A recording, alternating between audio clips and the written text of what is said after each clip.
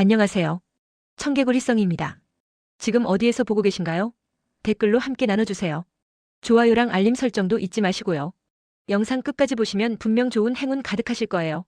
바로 이야기 시작하겠습니다. 경기도 북부 포천에 위치한 한보급대. 이곳은 흔히 상상하는 최전방의 긴장된 지피나 GOP와는 조금 다르다. 대대 후방에 자리 잡은 보급대는 비교적 여유로운 분위기 속에 하루하루가 흘러간다. 그러나 군대라는 조직 특유의 위계와 문화는 이곳에서도 똑같이 작동한다. 작은 면회실조차 계급과 권위, 그리고 병사들의 눈빛이 교차하는 공간이었다. 그날은 이도현 이병 20세, 경기 의정부 출신에게 특별한 날이었다. 훈련소를 막 마치고 자대에 배치된 지 2달 남짓. 아직 군 생활에 적응하기도 바쁜 시기였지만 오랜만에 가족이 면회를 온다는 소식은 무엇보다 큰 위로였다. 무엇보다 어머니와 이모가 함께 찾아온다고 했으니 그에게는 마음에 기댈 언덕이 2배가 되는 셈이었다. 어머니 김민정 45세, 경기 고향 거주은 평범한 학부모였다. 직장을 다니며 홀로 아들을 키워왔고 아들이 군대에 간다는 소식에 누구보다 마음이 무거웠다.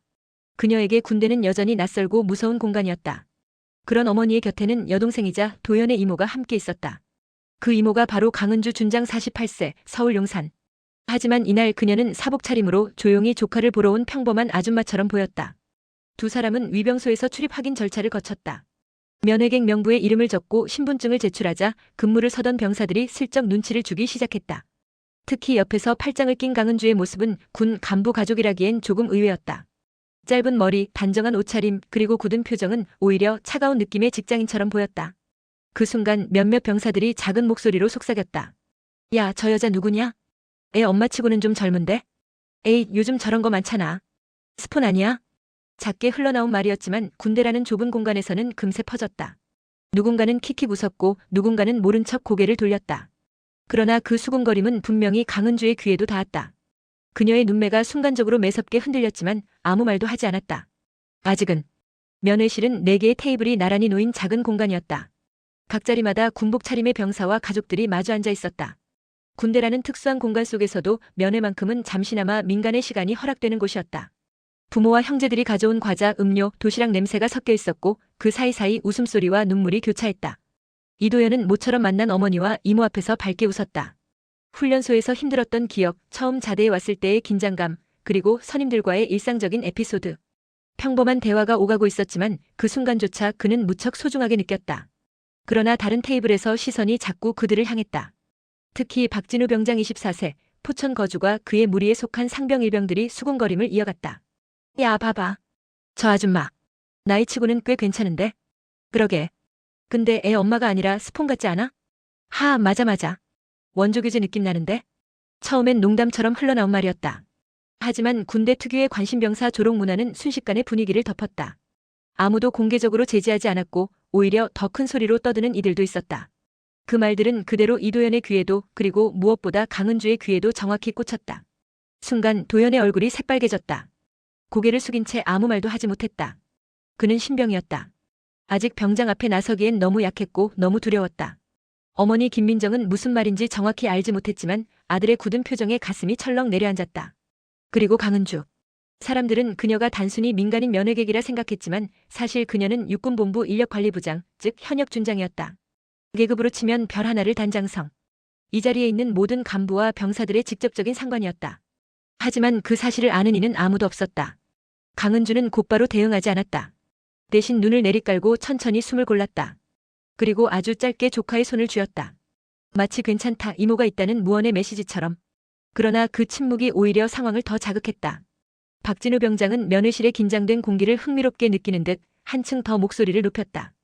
야, 이등병. 너도 운 좋다. 집안에 후원자 있으니까 군 생활 편하겠다, 안 그래? 하, 그러게. 애미는 그냥 배경이고 저 아줌마가 진짜 스폰이지. 순간 주변의 웃음소리가 터져나왔다. 일부 병사들은 눈치를 보며 억지로 웃었지만 누군가는 확실히 즐기고 있었다.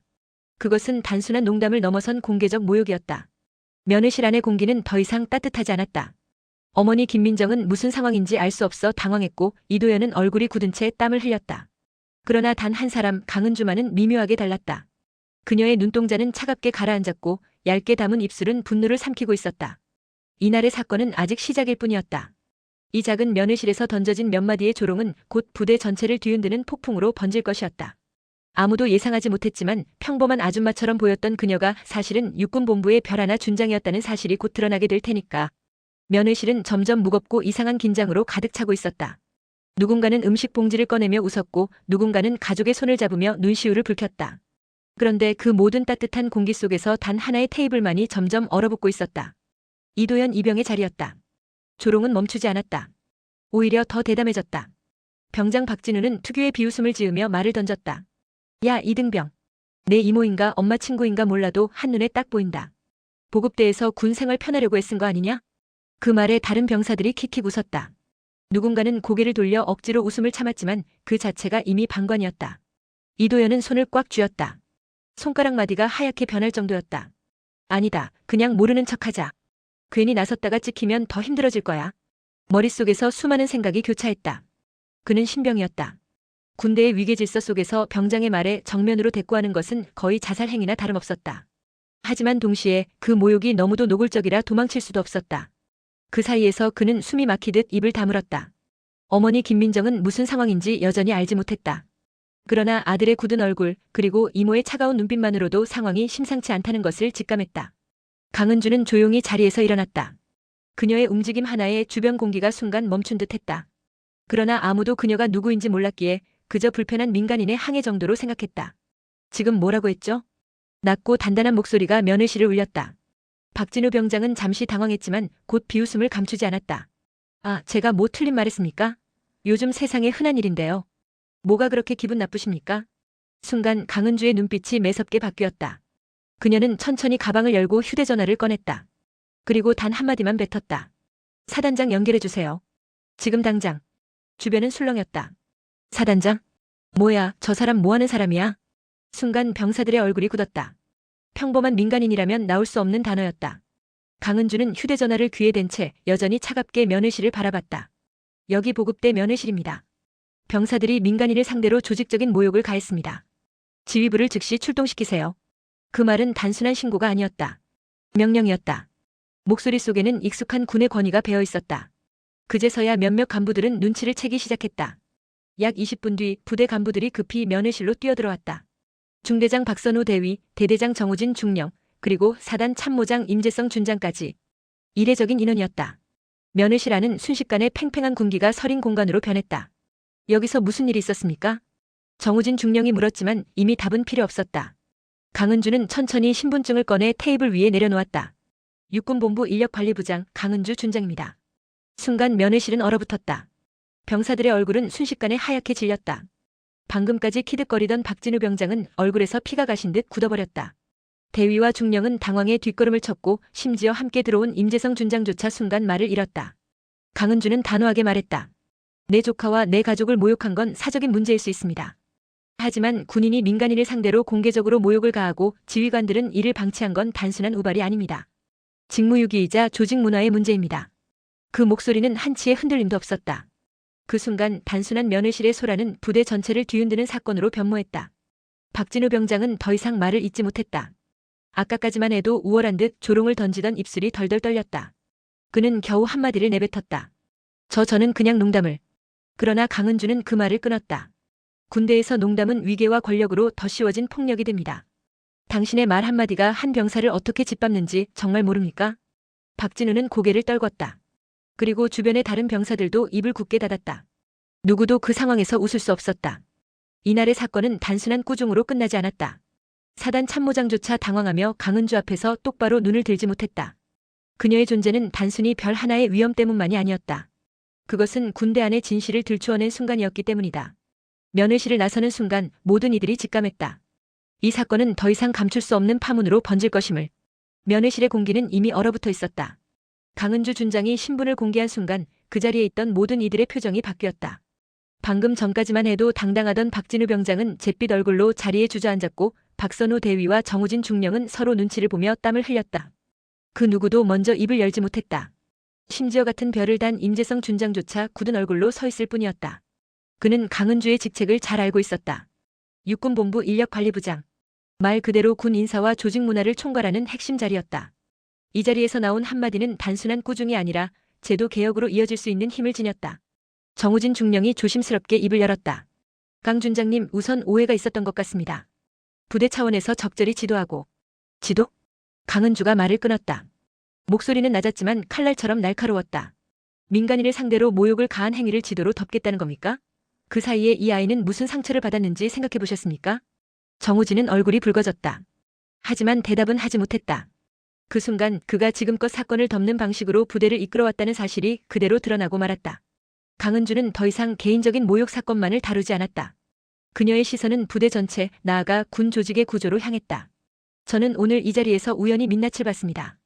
병사들이 민간인을 함부로 조롱할 수 있었던 이유는 누군가 그 문화를 방치했기 때문입니다. 그리고 방치가 반복되면 그것은 결국 승인된 관행이 됩니다. 그녀의 목소리에 면회실의 모든 시선이 쏠렸다. 심지어 다른 가족들마저 숨을 죽이고 듣고 있었다. 군대의 권위는 계급장이 아니라 책임에서 나와야 합니다. 책임 없는 권위는 독재와 다를 바 없습니다. 그 말은 현장에 있던 간부들에게는 뼈를 때리는 선언이었다. 이도연은 고개를 숙인 채 눈을 감았다. 마치 귀를 막고 싶은 심정이었다. 이 모든 사건의 중심에 자신이 있다는 사실이 너무도 부담스러웠다. 내가 없었으면 이런 일도 없었을 텐데. 어머니와 이모까지 이런 굴욕을 겪게 했어. 스스로를 탓하는 목소리가 끊임없이 속에서 울려 퍼졌다. 그러나 동시에 가슴 한쪽에서 다른 목소리도 들려왔다. 그냥 참았다면 난 앞으로도 계속 당했을 거야. 이모가 아니었다면 아무도 나를 지켜주지 않았겠지. 그 갈등은 이도연을 갈라놓고 있었다. 그는 아직 신병이었고 군의 문화 속에서 목소리를 낸다는 것은 상상조차 어려운 일이었다. 하지만 오늘 이모가 보여준 태도는 그에게 새로운 가능성을 열어주고 있었다. 강은주는 단호했다. 그녀는 병사들을 돌아보며 말했다. 군대는 약자가 가장 안전해야 하는 곳입니다. 총을 들고 적을 상대해야 하는 병사들이 내부에서조차 모욕당한다면 그 군대가 무슨 힘을 낼 수 있겠습니까? 그녀의 말은 단순한 훈계가 아니었다. 그것은 군 조직의 본질을 되짚는 선언이었다. 군은 강자의 권력을 위한 집단이 아니라 모두가 살아남기 위해 서로를 지켜주는 공동체여야 한다는 믿음. 임재성 준장이 마침내 입을 열었다. 강 준장, 말씀하신 내용 무겁게 받아들이겠습니다. 해당 병사와 간부들에 대한 조치는 제가 직접 보고드리겠습니다. 그러나 강은주는 고개를 저었다. 이건 단순히 조치의 문제가 아닙니다. 조직 문화의 뿌리부터 바꿔야 합니다. 방치된 무책임, 눈치 보기, 침묵의 카르텔, 오늘 본 건 군의 축소판이었습니다. 그녀의 목소리는 서늘했다. 그 순간 부대의 위계 질서는 완전히 뒤집혔다. 사건은 일단락되는 듯 보였지만 이도연의 마음은 오히려 더 무거워졌다.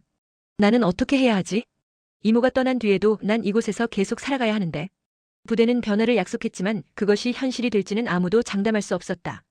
결국 가장 직접적인 선택은 도연의 몫이었다. 그는 떠날 수도 있었고 남을 수도 있었다. 그리고 바로 그 갈림길에서 그는 점점 마음을 굳혀갔다. 그 밤은 길었다. 군부대 일과가 모두 끝난 뒤에도 이도연의 머릿속은 멈출 줄 몰랐다. 동료들의 시선, 면회실의 울림, 이모의 차가운 단호함과 따뜻한 손길이 교차했다. 잠을 청하려 누운 이등병의 몸은 피곤했지만 마음은 요동쳤다. 그는 자신이 결정을 내려야 한다는 사실을 알고 있었다. 다음 날 아침 부대 분위기는 이전과 확연히 달랐다. 강은주 준장의 즉시 통보와 후속 조치로 인해 문제가 된 병장과 책임 간부들이 일시적으로 직무 정지 처분을 받았고 중앙수사단에서 조사가 시작되었다는 소문이 급속도로 퍼졌다. 군기는 갑자기 급격히 강화된 듯 보였고 이전의 가벼운 조롱이나 무심함은 눈에 띄게 줄어들었다. 하지만 변화는 외형적 조치만으로 끝나지 않아야 했다. 진정한 변화는 일상 속 태도의 변화, 서로를 보는 시선의 변화에서 시작될 터였다. 이도연은 결심을 굳혔다. 그는 이모가 자신의 문제를 힘으로 해결해준 사실에 고마웠지만 동시에 자신의 삶을 스스로 책임지고 싶었다. 내가 여기서 도망친다면 난 평생 도망자일 거다. 그 생각이 결정을 밀어붙였다. 그는 전출 명령을 받았을 때처럼 피난처를 찾는 대신 전출 취소 통보를 들었을 때처럼 안도감에 기뻐하는 대신 자신의 두 발로 서 있기로 했다. 그는 중대장에게 면담을 요청했다. 얼굴은 떨렸지만 목소리는 분명했다. 저는 이 부대에 남고 싶습니다. 제가 직접 이 문제를 마주하고 바꿔보고 싶습니다. 중대장은 어색한 표정을 지었다. 여전히 책임을 통감하는 듯 보였지만 이도연의 눈빛에서는 어쩔 수 없는 단단함이 느껴졌다. 그 선택은 그 자체로 작은 혁명이었다. 이도연의 결정 이후 부대 내에서의 변화는 눈에 보이게 느껴졌다. 간단한 것들이었다. 매일 아침 일과 전 지휘관이 부대원들과 짧은 대화를 갖는 시간이 생겼다. 눈치 보기 대신 현장의 목소리 듣기가 우선되기 시작했다. 생활관에서는 선임들이 후임을 무시하거나 조롱하는 대신 함께 식판을 정리하고 동료의 상태를 묻는 모습이 늘었다. 또한 육군본부 차원의 인권교육과 지휘관 주간의 소통 프로그램이 이 부대에 우선적으로 시행되었다. 교육은 형식적이기 쉬웠지만 몇 차례 반복되면서 병사들의 태도에 실제 변화를 만들어냈다. 사람들은 조금씩 서로를 동료로 보기 시작했다. 과거의 모욕적 농담은 급격히 사라졌고 대신 어려움에 처한 동료를 먼저 도울 줄 아는 문화가 생겨났다. 최민수 병장과 관련된 사건은 군사적 심사를 거쳐 정식 징계 절차에 들어갔다. 당시의 발언과 행위는 단순한 장난이 아니라 명백한 인격 모독으로 판단되었고 그에 따른 엄중한 처벌이 내려졌다. 또한 사건을 방치하거나 은폐하려 했던 일부 지휘부 인사들은 직무에서 배제되고 인사조치가 진행되었다. 더 중요한 것은 이 사건이 단발성 기소로 끝나지 않고 제도적 개혁의 도화선이 되었다는 점이다. 육군본부는 병영 문화 개선을 명분으로 한 전군적 인권 점검과 지휘관 교육 강화 계획을 발표했다. 단순한 처벌에서 나아가 예방 중심의 시스템을 강화하는 방향으로 정책이 재정비되었다. 회복은 즉각적이지 않았다. 이도현이 선후임들의 신뢰를 얻기까지는 시간이 걸렸다. 일부는 여전히 그를 원스타 조카로 보기도 했고 속으로는 눈치를 보는 시선도 남아있었다. 그러나 이도현은 작은 행동들로 그것들을 지워나갔다. 훈련에서 솔선수범했고 생활관 정리와 동료 챙기기를 꾸준히 실천했다. 그의 태도는 말이 아닌 행동으로 신뢰를 형성했다. 그의 어머니 김민정과 이모 강은주는 조용히 변화를 지켜보았다. 내가 선택한 길이 맞았다는 어머니의 말은 그에게 큰 위안과 또 다른 책임감을 주었다. 강은주는 이모로서의 역할을 잠시 내려놓고 한 사람의 군인으로서 성장해가는 조카를 곁에서 지켜보며 묵묵히 응원했다. 이 사건은 한 부대의 변화로 끝나지 않았다. 언론과 군 내부의 관심이 이어졌고 각급 부대에서 비슷한 문제의 실태 점검이 진행되었다. 일부 부대에서는 선임 문화의 개선 사례가 나타났으며 병영 생활에 민감한 이슈에 대해 지휘관들이 직접 소통하는 시간이 늘어났다. 또한 이 사건은 권위의 의미를 재정의하는 계기가 되었다. 단순히 별이나 계급장으로서의 위험이 아닌 책임을 지고 보호할 줄 아는 리더십의 가치가 강조되었다. 병사 개개인의 인권은 더 이상 사소한 고려사항이 아니었고 군의 존재 이유와 직결된 핵심 원칙으로서 다뤄지기 시작했다. 물론 모든 문제가 한 번에 해결된 것은 아니었다. 제도는 바뀔 수 있지만 문화는 긴 시간이 걸려 변한다. 일부 부대에서는 여전히 구태의 잔재가 남아있었고 개인적 차원에서의 상처는 쉽게 지워지지 않았다. 피해를 입은 이들의 회복과 재발 방지를 위해서는 지속적인 관심과 교육, 감독이 필요하다. 이도현의 선택은 한 개인의 용기였지만 그 용기가 지속 가능한 변화로 이어지려면 제도적 뒷받침과 공동체의 지속적 노력이 필수적이다. 권위의 무게는 때로 한 사람을 짓누르지만 올바른 권위는 오히려 공동체를 더 단단히 하는 버팀목이 될 수 있다. 2년 뒤 그는 더 이상 수줍은 신병이 아니었다. 어느 가을날 대학 캠퍼스의 낭만 가득한 카페 모퉁이에서 그는 어머니와 이모와 함께 앉아 웃고 있었다. 군 복무를 마치고 사회에 다시 돌아온 청년은 단단해진 눈빛으로 과거를 이야기했다. 그때 도망치지 않고 남은 게 제 인생에서 가장 중요한 선택이었어요. 그 말 속에는 성장의 무게와 스스로를 지킨 자의 자각이 담겨 있었다. 강은주는 조용히 미소 지으며 그런 조카를 바라보았다. 별 하나의 무게는 때로는 부담스럽지만 때로는 누군가를 지키는 버팀목이 되기도 한다는 걸 그들은 함께 배웠다.